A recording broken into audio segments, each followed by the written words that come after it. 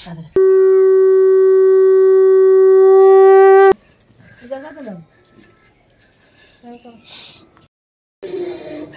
Everyone, welcome to our channel. तो आज हूँ सांबर दशमी।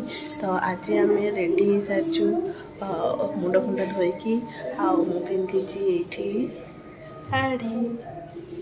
तो एबे चलतु देखा कौन कौन हो घरे। सो फ्रेंड मोर टिके तंटी बसी जाइए। तो ये आम करुचु सांबर दशमी गुड़गुड़िया तरकारी। तो तापाई पनीपरिया नहींचु। तापर ये आमर हो भात आउ आमर बसी गुड़गुड़िया तरकारी सब पनीपरिया पकईकी मुग पकईकी कराई ताकू गुड़गुड़िया तरकारी कहते सांबर दशमी। ये आमर हो काकेरा आमर गुड़गुड़िया तरकारी। यहाँ मुग गोटा मुग को भाजिकी चूरिकी सब परिया पकईकी ये रहा आमर बुढ़ा चकुली माने मोटा मोटा चकुली बुढ़ा चकुली आउ ये रहा आमर बड़ मोदुक। देखुं केटे बड़ काकेरा ये हूँ आमर मोदुक आए गढ़ाई एति हूँ। आम ऊपर को जीवु ऊपर जाके पूजा कर।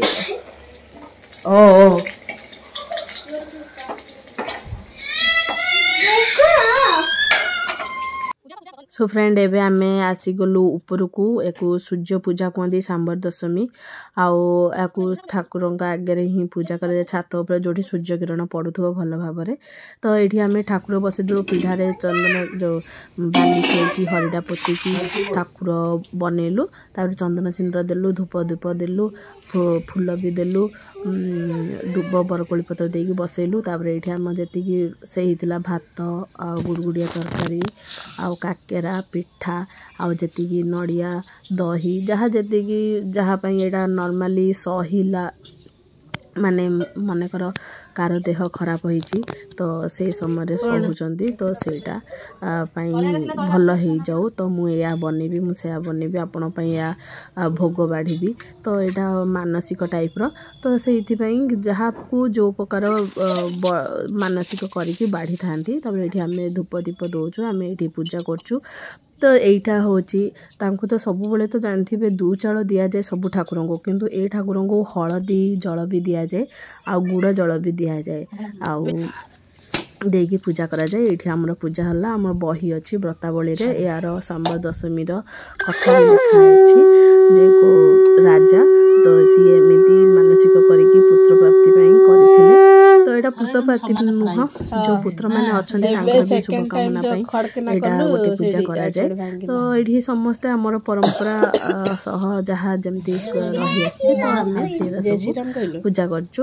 पूजा कर सारा आमर ये भोग छड़ा होची माने जति ये होची ठाकुर पाखे अर्पण करा होची। चारिआडे हाथ में फूल धरिकी जल छड़ाई सबुथिरु छंड काढ़ी दिया जाए। तो ठाकुर से समर्पण है ठाकुर से खाइले ये प्रसाद हो गला। तापरे आमे सब ग्रहण करूँ। तो ये आमर पूजा करा होचे सब छड़ेकी सब से रखाला ठाकुर पाखे। आठी देखो दू चाउल दिया दू चाउल दी सारापर हलदी जल जो अच्छी आमर गुड़ जल ताकू भी ठाकुर पाखे दिया जी बड़का रोचे तले पका हो सूर्यनारायण ना। तो ये सूर्यनारायण आम पूजा करचु। एबे पूजा सैला ये आम पूजा सरीगला। तो ये आम घर को जाऊँ। तो जिनस पत्र जहाँ थिला भोगराग धरिकी आम ए तल को जीवु। ये देखो झील को केमी बुली बुली मुंडिया मार्ची आउ मो बाबा भी आसिक मुंडिया मारे। जदि ब्लॉग टी आपन भल लगी था निश्चित भाव लाइक करेंगे।